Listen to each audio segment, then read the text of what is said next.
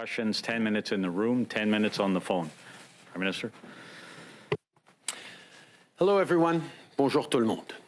Je suis très content aujourd'hui d'être accompagné par la vice-première ministre Freeland. Accompanied by Deputy Prime Minister Freeland and Ministers Blair, Mendicino and Lametti. I'm going to talk about the barricades, the blockades, and our response. Dangerous and unlawful activities in our capital city and at many border crossings across the country, the federal government invoked the Emergencies Act. It was the responsible and necessary thing to do. We did it with three principles top of mind. First, restoring peace and order. Second, doing it the right way. And third, making sure that it was time limited. The first point, restoring peace and order in our streets and restoring confidence in our institutions was top of mind. Public safety, as well as jobs and the economy, were at risk. People were being harassed, small businesses were closing, factories were shutting down, and trade was halted at our borders. Here in Ottawa and in other places in the country, there is evidence of individuals wanting to undermine and even harm Canada's democracy. Their participation was believed to increase the potential for unrest and violence. We worked closely to support provinces and municipalities to get the situation under control, but as the weeks went by, it became obvious that provincial and local authorities needed more tools in order to enforce the law and protect Canadians. And that's exactly what the Emergencies Act provided to them.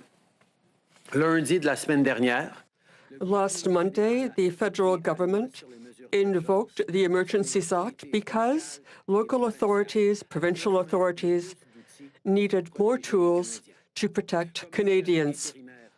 As Interim Chief of Police Bell said, the Emergencies Act was a turning point in ending the illegal occupation. Now, order has been restored and the blockades at occupation are over. when we invoked the Act, we needed to make sure we did it the right way. We'll always defend the rights of Canadians to peaceful assembly and to freedom of expression.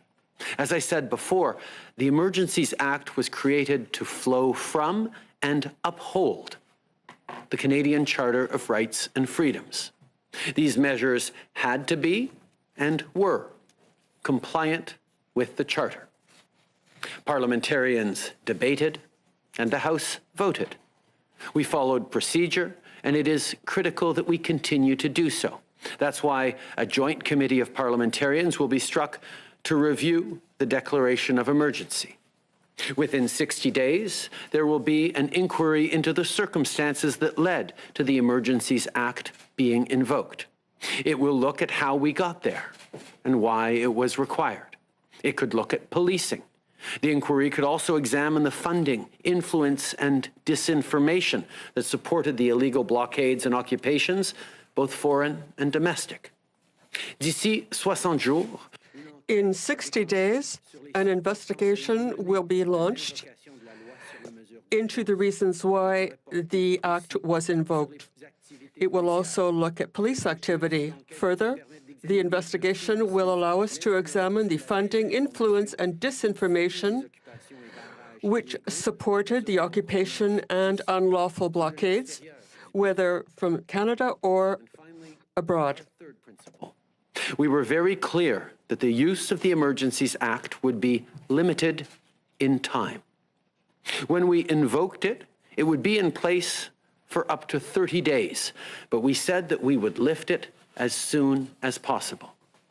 We've held updates and briefs with ministers and officials every day, often multiple times a day.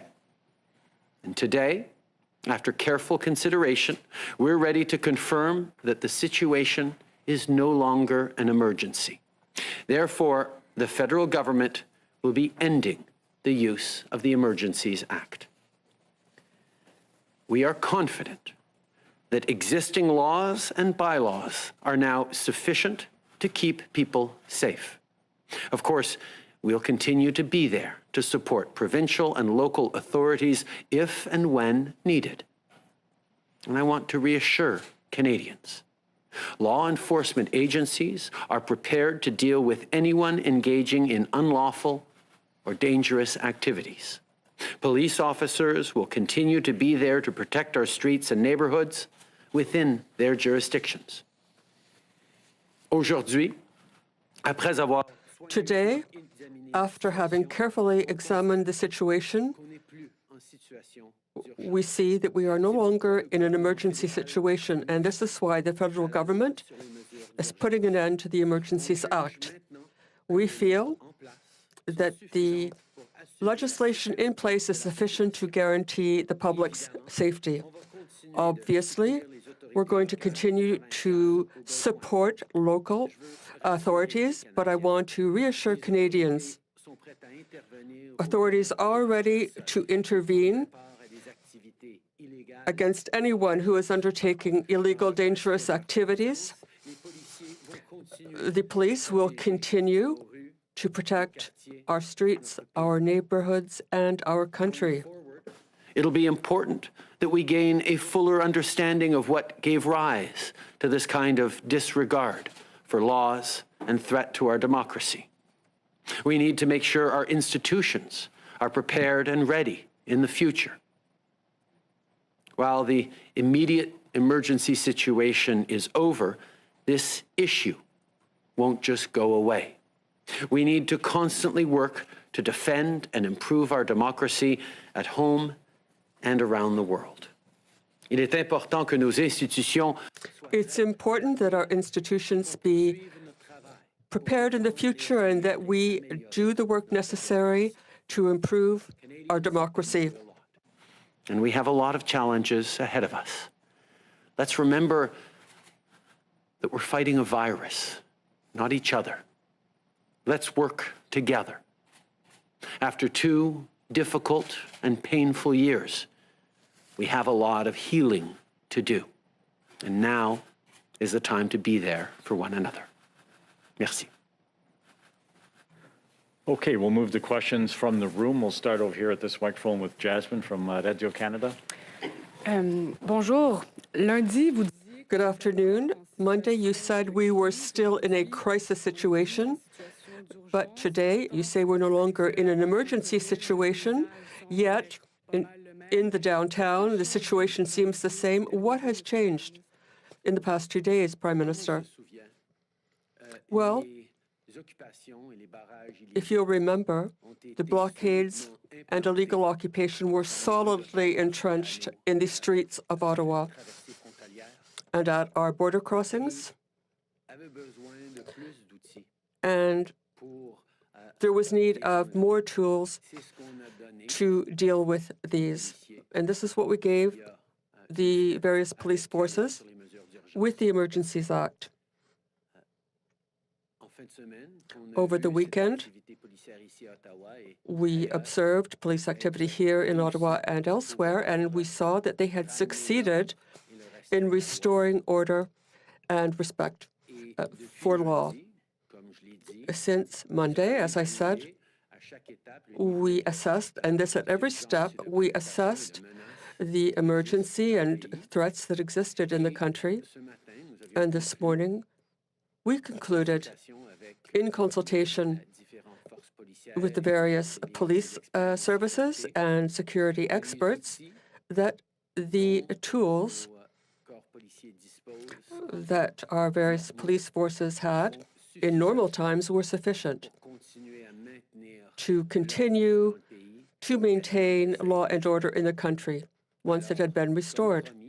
So, as was promised, we did not want to keep this legislation in place 1 minute longer than necessary, and this is why we are announcing that it has been ended. Well, we know that most demonstrators have gone, but there are still protests in Winnipeg, and we know that protests against health measures are not dead. do you maintain the right to use the Emergencies Act again? Answer. Over the past 2 days, it is the conversations we've had with experts, security experts, with our police services, with ministers, in order to make sure that we have the tools we need to deal with this threat, which remains. Even if there's no longer an emergency, the threat of illegal protests, of unlawful blockades, that threat remains. But we know that the police and existing legislation will be sufficient to prevent other occupations. CTV News. Prime Minister, within an hour's drive of where we are right now, there are at least 2 encampments of protesters. They are vowing to hold the line. They say they aren't going to back down, and there is a real concern of people in this community they're going to come back. Are you willing to invoke the act again if police can't properly respond to that eventuality, or in other places like in Winnipeg today where we see another protest headed downtown? As we know, over the course of a couple of weeks, the barricades and occupations got implanted to a level that we felt last Monday that we needed to give time-limited, proportional, reasonable, charter-compliant, extra tools to our authorities to be able to remove those barricades and those occupations. This past weekend, we saw that happen. And as of Monday, Ottawa was clear of occupations, and border crossings across the country were. We spent the last couple of days leaning in with public safety authorities, with police forces across the country, and ensuring that even as we recognized that the emergency looked like it was ending, the threat remained, but that they had the tools, that Canada has the tools in normal times, not under an Emergencies Act, to deal with the potential threat returning. And we got a high level of confidence that the existing tools that police forces have across the country will be sufficient to deal with further disruptions. But Prime Minister, when you invoked the act, you said it wasn't just about Ottawa. You said you needed to protect critical infrastructure, border crossings in particular, airports, I believe, are also listed there. Those are just as exposed as they were when you invoked the act. What's different now for them? We saw, for example, the blockage of the Windsor Bridge, the Ambassador Bridge in Windsor, took a number of days, and there were some jurisdictional questions that prevented the local police of jurisdiction from being able to move in with sufficient abilities and authorities to be able to remove the occupation that had ensconced itself on the approaches to our busiest border crossing. That was part of why, very much part of why, and the threats to other border crossings in Coots and Emerson and elsewhere, and the national nature of the threat that led us to conclude that this was an emergency that required the use of the Emergencies Act. But as I said, this was always proportional and time limited. And as we've gone through this past week, we have now seen and been assured by our police forces in jurisdictions across the country that they now have sufficient tools in regular times to deal with any further challenges. And therefore, we are pleased to be able to lift and revoke the Emergencies Act. Monsieur le Premier ministre Boris Proulx du Devoir, est-ce que ça veut dire... Mr. Prime Minister Boris Proulx of Le Devoir, you're saying that these measures no longer apply. And what about the money that was frozen and the other things? Well, the emergency measures will be revoked as soon as the Governor General signs the proclamation, which should happen in the coming hours. And with respect to the end of other measures, yes, those measures will no longer be in effect, but they were in effect for 10 days, and any violations of the law that happened during those 10 days will continue to be followed up in our courts and our justice system. But I will give the floor to the Minister of Justice and then to the Minister of Finance. Merci, Boris. Comme le Premier ministre vient de... Thank you, Boris. As the Prime Minister just said, once the Governor General signs the proclamation of revocation, the emergency period is over. But between the period of the declaration and the revocation, any offenses committed are still offenses that will be treated as any other offenses in our justice system. Concernant les comptes, Concerning bank accounts, the process of unfreezing these accounts has already begun. As the RCMP announced, the RCMP has already asked banks to begin unfreezing these accounts because these accounts, bank accounts, were frozen to convince people who took part in the occupation and the illegal blockades to listen to reason. After this, we asked the banks to unfreeze these bank accounts. So the process had already begun, but as the Prime Minister said, after the Governor General's signature of the proclamation of revocation, the situation will end. I'd just like to stress that there are bank accounts that will remain frozen, but not because of the emergency measures.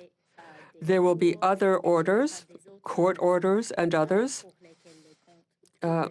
and because of these orders, the bank accounts may be frozen. Well, are you saying that the parliamentary process in the House of Commons and the Senate are over so that all this can be validated post facto? The parliamentary process we witnessed at the House of Commons was because of the invocation of the Emergencies Act the week before. The Senate is a place that has its own processes and it takes its own decisions. But I believe the Minister of Justice can tell you more about this. Well, the revocation is such that the Emergencies Act is no longer in force. We don't need to have the Senate vote for this. They are masters of their own House. They may want to begin a debate on that. It's up to the Senate to decide. The Parliamentary Committee, as well as the investigation, are necessary, and they will proceed with this. Hello, Mr. Trudeau, Mylène Crête from La Presse. Do you think that the police had the tools they needed but didn't use them for several weeks?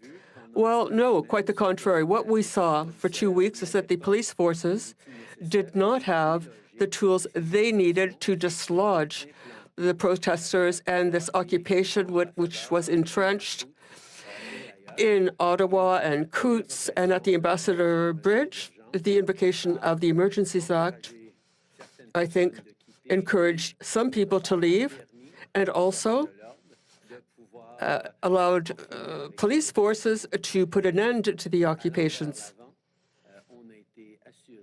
We were assured that police forces could use existing powers to prevent the entrenchment of occupations, as we saw in the protests in Toronto, Quebec City.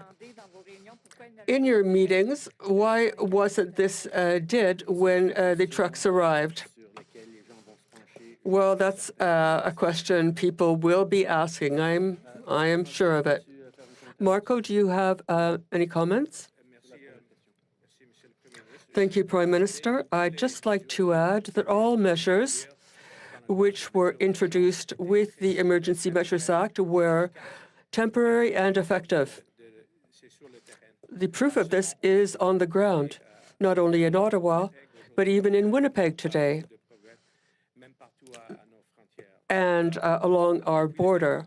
Since the beginning, the government has expressed the desire to use the Emergencies Act as a last resort. And we wanted to withdraw it as soon as possible. First question, David Thurton, CBC. Hi, Prime Minister. Do you still see the protest camps outside of Ottawa as a threat? Thank you, David. Let's be very clear. The threat continues. We do see, whether it's social media activity or people who continue to be focused on protesting and perhaps illegal protesting, that we need to be monitoring. But the acute emergency that gave rise to the invocation of the Emergencies Act 10 days ago, that there were occupations so solidly implanted that the police didn't have the kind of resources or tools available to dislodge them, that emergency is now over. We spent the last 2 days hearing from law enforcement and from public safety experts who reassured us that the tools available to police to prevent further occupations, tools that were used quite effectively by police services in cities like Toronto and Quebec City over the past weeks, would be sufficient to prevent, even as people continue to threaten to restore blockades or occupations, it would be sufficient to use the tools regularly at hand for police services to prevent further emergencies. So you still see these camps as a threat, but could you elaborate a bit more, Prime Minister? Do you see it as a threat to public safety? Do you see it as a threat to democracy? Do you see it as a threat to Canadian values? Just if you could elaborate, that'd be great. I think people understand that there was a lot of anger and a lot of frustration directed at governments, directed at our democracy, directed at public health measures that were part of these blockades and these occupations, and those haven't ended. But allow me to be very clear. People are allowed to express their disagreements. People will always have the right to free expression, always have the right to freedom of assembly in this country. What you don't have the right to do is to blockade your fellow citizens, to cause pain and disruption in the daily lives of thousands upon thousands of Canadians, to put jobs at risk across southwestern Ontario and indeed the whole country. That's not a right people have, and that is something that we're going to continue to be very strong and vigilant against. Moving on to Émilie Bergeron, La Presse Canadienne. Bonjour, Monsieur Trudeau. Good afternoon, Prime Minister. We've been hearing since yesterday, we've been hearing from various senators who are complaining that there is information that is confidential, which contributed to justifying the invocation of the Emergencies Act. And these senators feel uncomfortable with deciding whether this was justified. There will be a public investigation, and the committee which will be struck, well, can you guarantee that this committee will have access to this information which has hitherto been confidential? Well, we have committed to being transparent and open as much as possible with respect to recourse to the Emergencies Act. There will be a parliamentary committee struck, and senators will be able to follow up on the decisions made and the actions taken. There will also be an investigation to help us examine this even more deeply.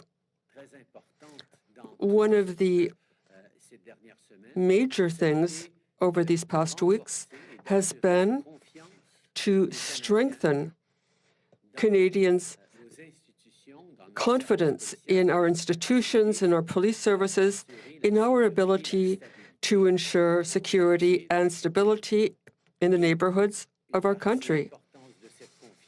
And a big part of this confidence will be due to transparency with respect to the reasons we had to invoke the Emergencies Act. And we did this in a responsible, time-limited way. And we will do all we can to ensure that this confidence continues. Well, this information that was kept confidential until now, will parliamentarians be able to be made aware of it? Because this committee, when will it be struck? When will it be announced? So how many senators will sit on the committee? How many members of parliament? Could you give us any details on how you envisage this? Well, first of all, the Emergencies Act was brought in 1988, and it requires that there be a joint committee of members of parliament and senators who would study the use of the Emergency Measures Act. And we will absolutely do that. Parliament has to be sitting to strike the committee. We intend to do this at the beginning of next week. With respect to its makeup and who sits on it, that will be negotiated among the various parties to come up with a consensus to establish the right level of transparency and legitimacy. But we will begin this work. People are already discussing it. There are conversations. We hope it will be struck at the beginning of next week. Hi. Prime Minister, you mentioned that you want to be assured that institutions are ready for in the future if such an occurrence were to happen again. Specifically, what do you think needs to change to avoid a similar entrenchment of some kind of protest that perhaps might even have more sinister abilities or motives? Specifically, what do you want to see change? Well, I think there are many lessons we have to draw from the past 10 days, or indeed the past few weeks. I think there are reflections on how our police of local jurisdictions are able to deal with certain threats that were not common in the past years. The mobilization through social media of extraordinarily motivated crowds is something that we need to reflect on and make sure that they have the tools to be able to manage. I think there are also reflections we have to have on misinformation and disinformation, and looking at how the role of foreign money and foreign influence in attempts to undermine or even destabilize our democracy are things that we will all need to lean in on as a country. But I certainly hope we're able to do that in a way that is thoughtful and inclusive and respectful of the range of voices and opinions that are out there, and always standing up for the fundamental rights and freedoms of Canadians as laid out in the Charter and as lived every day by Canadians right across the country. There are a lot of people who believe that in invoking this act, you've now created a historical precedent that really actually set quite a low bar. There were no massacres, no assassinations in the street. You weren't facing some kind of militia threat. So what precedent do you feel you've set? Have you set such a low bar that this will be much easier for many governments in the future to use? I think people have seen from both the measured way the police responded, the extremely limited and proportional tools that were put forward, the full compliance with the Charter of Rights and Freedoms, the safeguards in place, and indeed the processes for accountability afterwards, whether it's the Committee of Parliamentarians or the inquiry or the court cases that are already underway challenging the use of the Emergencies Act. I don't think anyone feels that there was a low bar or that this won't be fully scrutinized and reflected on. Indeed, we were very conscious that this Emergencies Act had never been invoked before. And we were very aware that there would be significant scrutiny on our use of it. And that's why we were so focused on making sure that it was proportional, that it was reasonable, and, as we demonstrate today, extremely time limited. When the act is invoked, it's in place for 30 days. After the vote on Monday, it could have been in place for another 3 weeks.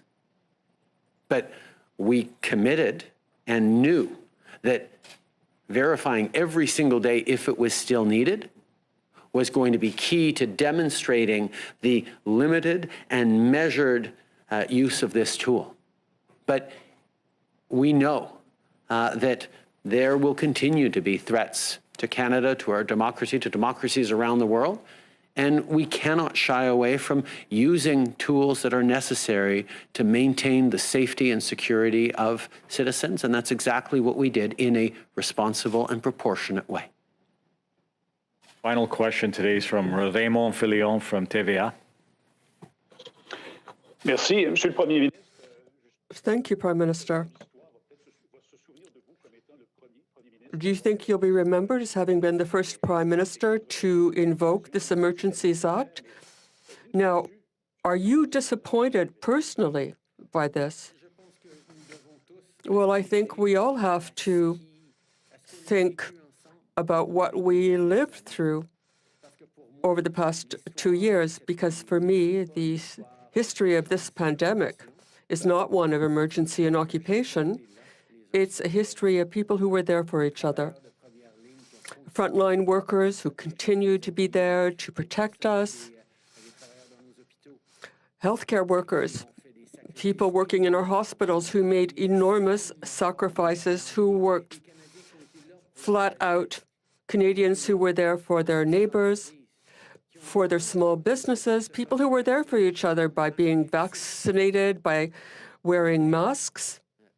That will be the legacy of this pandemic. So yes, it was truly sad to see the impact of the pandemic and to see people, some people who became furious, who turned to unlawful acts, who seemed to be against science and against the government. But this will not be what has defined our country during this difficult time. Our country remains defined as a country with one of the highest vaccination rates among peer countries. Our economy is rebounding faster than many others.